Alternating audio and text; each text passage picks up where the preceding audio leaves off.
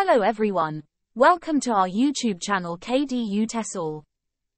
So in this video, we are going to show you how to compose formal letters, and you can find very easy tips that you can use while writing formal letters. So stay tuned until the end. In this video, we are going to cover these areas. Without wasting much time, let's move on. So, what is a letter? Letter is a written or printed message which we use to convey important messages to another party. Here we can find two prominent ways of writing letters.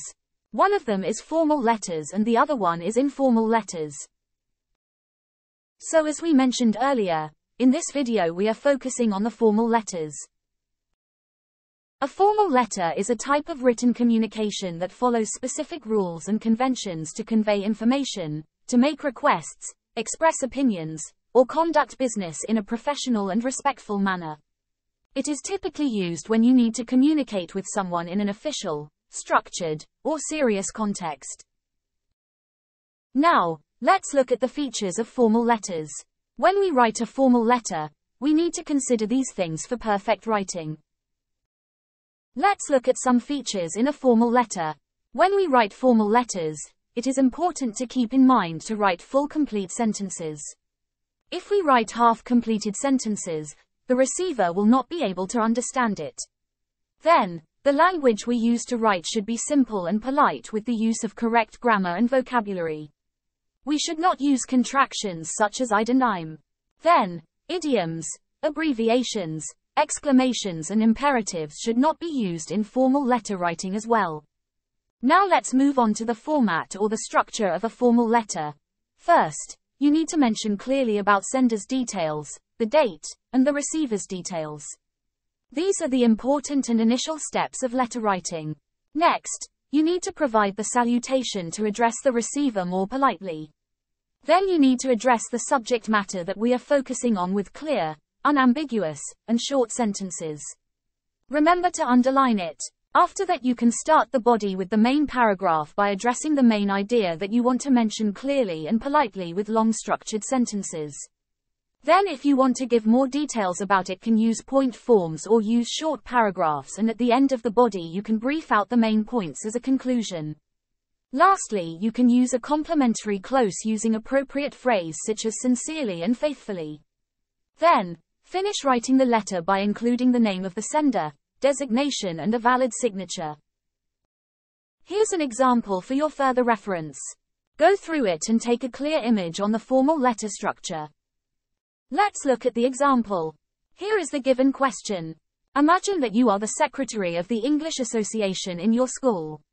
Write a letter to the principal requesting to conduct a language camp in your school for the grade 6 students on weekends at the school premises. As the initial step, we need to mention the sender's address clearly with the date that you wrote the letter. Example: T.A. Silver, Secretary, English Association. Then mention the school name and its address. After that, put a date like 6th of August 2023. Then is the next step. Mention the address of the receiver. So this letter is to the principal of that school. Then mention his or her name using Mrs. or Mr. or Miss. Then the address of the school. Add an appropriate and polite salutation like Dear Sir or Madam or Principal with his or her name. Then add a subject for this letter like request for permission to conduct a language camp for grade 6 students. Next we focus on the body of this letter. We can use sentences to answer questions like what it is about, when and where is it held. As an example, I hope this letter finds you in good health and high spirits. As the Secretary of the English Association at name of the school, I am writing to request your kind permission to organize a language camp for our grade 6 students on weekends to be held on the school premises. This is the introduction part. After that we can add more detail to the next paragraph like mentioning the objective, the reason why it's going to be held and some key points in it. As an example, the primary objective of this language camp is to provide our grade 6 students with an immersive and engaging environment to enhance their English language skills. We believe that practical exposure to the English language in a fun and interactive setting will greatly benefit our students in their overall language proficiency and confidence. With details like dates, duration, Activities with the language areas that are going to focus and improve their resource persons. Before ending the letter, we can add complementary close using kindly requesting permission from him/her to hold this.